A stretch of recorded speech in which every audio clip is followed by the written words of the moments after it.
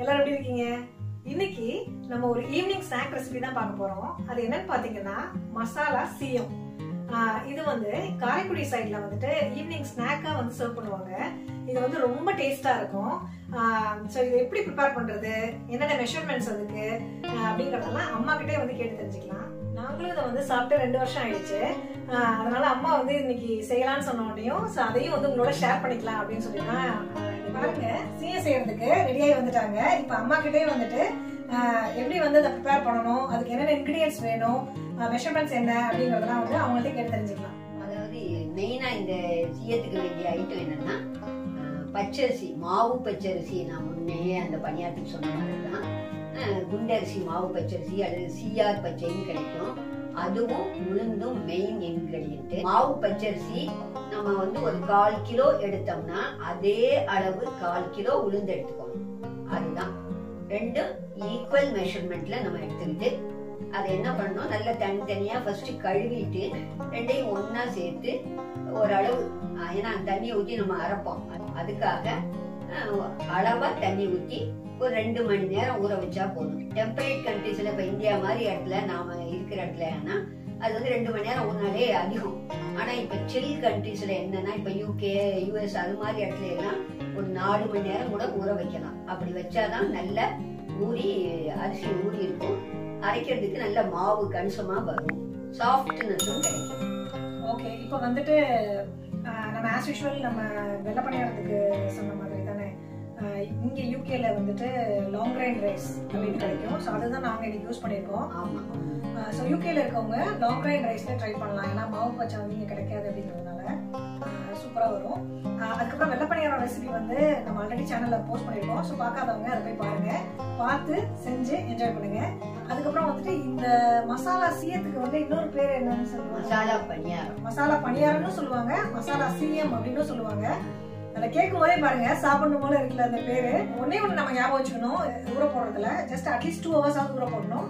மைண்ட்ல வச்சுக்க வேண்டியது வந்து ஈக்குவல் ரேஷியோ, அரிசியும் உளுந்தும் வந்து ஈக்குவல் ரேஷியோ, அவ்வளவுதான். 1:1 ரேஷியோல வந்து நம்ம எடுத்துக்கிட்டா போதும். இந்த மசாலா சீயத்துக்கு நாம 1 உலக்கு ஆழாக்குன்னு சொல்லுவோம், அந்த 1 உலக்கு அரிசி பச்சரிசி எடுத்திருக்கோம், லாங் கிரைன் ரைஸ். அதோட இந்த 1 உலக்கு உளுந்து ரெண்டையும் கழுவிட்டு ஊற வச்சு அரைச்சி கெட்டியா வச்சிருக்கோம். இந்த மாவு வந்து இந்த மாதிரி இருக்கணும், ஏன்னா வெங்காயம் போடும்போது கொஞ்சம் தண்ணி விடும். அதனால ஃபர்ஸ்ட் இப்படி அரைச்சி வச்சுக்கணும் நைஸா. அதுக்கப்புறம் இன்னும் மற்ற இன்கிரீடியன்ஸ் என்ன வேணுங்கிறதையும் சொல்லிடுறேன். இப்போ இது வந்து வதக்கிறதுக்கு இந்த இன்கிரீடியன்ஸ், அதாவது ஃபர்ஸ்ட் வந்து கடுகு 1.5 டீஸ்பூன், ஒரு 4 பச்சை மிளகாய் கட் பண்ணது, 3 வெங்காயம் நல்லா ஃபைன்லி சாப்டு, நல்லா நைஸா கட் பண்ணது. சின்ன வெங்காயம் கிடைக்கிற இடத்துல சின்ன வெங்காயம் யூஸ் பண்ணலாம், அது இன்னுமே நல்ல டேஸ்டா இருக்கும். அடுத்தது இந்த தேங்காய் 3 டேபிள் ஸ்பூன், இது இவ்வளவுதான் தேவை. மாவு அரைக்கும் போது நம்ம உப்பு சேர்க்க கூடாது, சாஃப்ட்னஸ் வந்து கம்மியாயிடும் சொல்லியிருக்கேன் ஆல்ரெடி. அதே மாதிரி சேர்க்கல, நாங்க இப்பதான் சேர்க்க போறோம். இதுக்கு தேவையான அளவு உப்பை நம்ம கையில எடுத்து சேர்த்துக்கலாம்.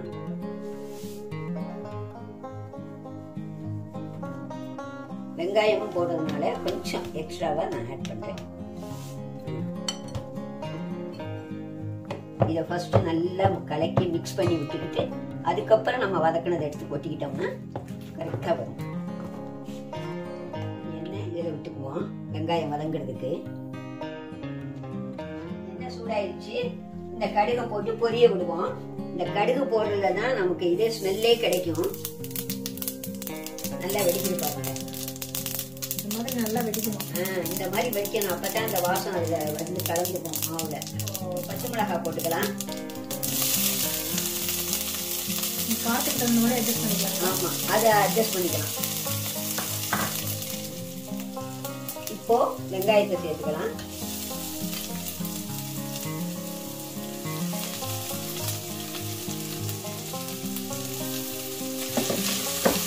ரொம்ப வதக்கணுங்கிறது கிடையாது, ஓரளவுக்கு ஒரு 2-3 நிமிஷம் வதங்கினா போதும்.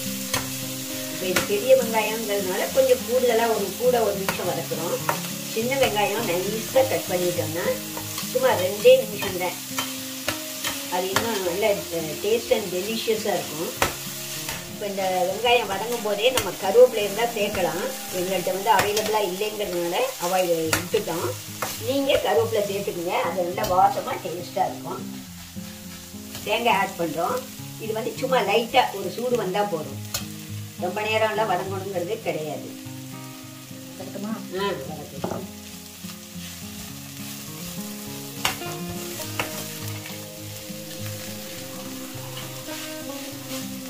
இப்போ அவ்வளோதான் வதக்கியாச்சு. இதை நம்ம ஆற விடணும்.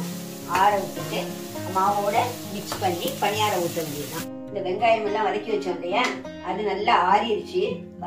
நல்லா பரப்பி விட்டுட்டோம், ஆறிடுச்சு. இதை இப்போ மாவோட நம்ம மிக்ஸ் பண்ணணும். அதை மிக்ஸ் பண்ணிடலாம்.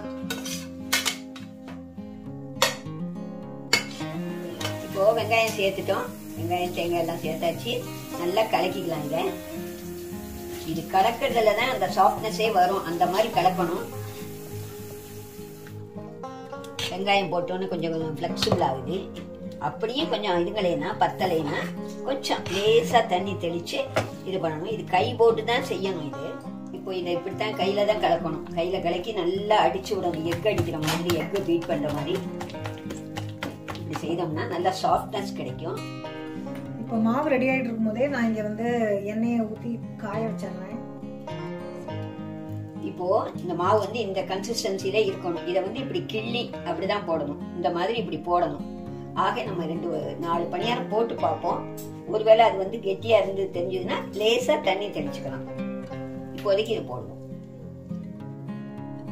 இப்ப எண்ணெய் காஞ்சிருச்சு நல்லா.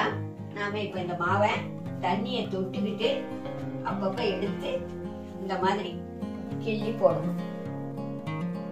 இந்த மாதிரி எடுத்துக்கணும். எடுத்துட்டு அப்படியே கிள்ளி அப்படியே போடணும்.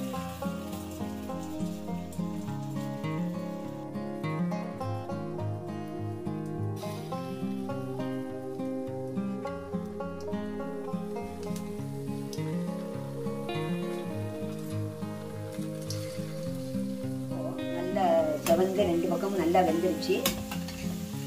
இந்த மாதிரி வர ஸ்டேஜில் எடுக்கணும்.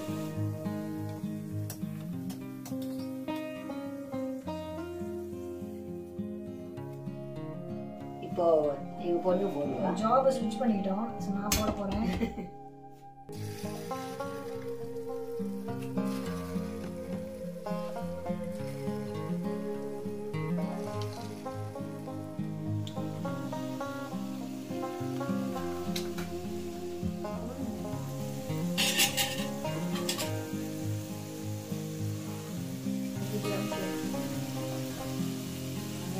இந்த மாதிரி 2 பக்கமும் நல்லா திருப்பி போட்டு செவந்து வந்ததுக்கு அப்புறம் நம்ம எடுக்கணும். இடையில ஒண்ணு வெள்ளையா இருக்கும். அதை நிறுத்திட்டு நல்லா செவந்து வந்ததை ஃபர்ஸ்ட் எடுத்துட்டு அப்புறம் அதை எடுக்கலாம். இந்த நல்லா வெந்துருச்சு.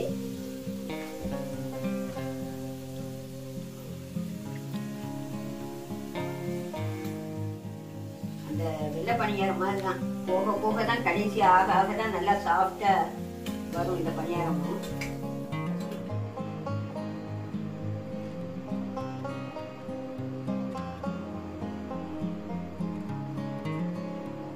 பாருங்க, உங்க மசாலா சீயம் வந்து சூப்பரா ரெடி ஆயிடுச்சு.